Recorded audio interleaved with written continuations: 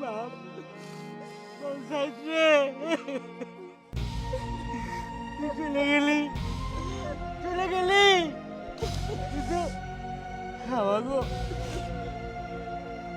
আমাকে দেখবে কেটা, আমাকে দায়িত্ব নেবে কেটা, আমাদের আশা পূরণ করবে কেটা। আমরা স্বপ্ন পূরণ করবো আঙ্কেল।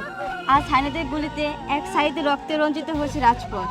আমরা হাজার লক্ষ কোটি সাইদ কোটা সংস্কার আন্দোলন সফল না পর্যন্ত রাজপথ ছাড়বো না। ওই হায়নারের দলটা তোমাদের কাউকে ছাড়বে না। ওরা যে কত মায়ের বুক খালি করবে ওরা নিজেরাও জানে না, ওরা নিজেরাও জানে না।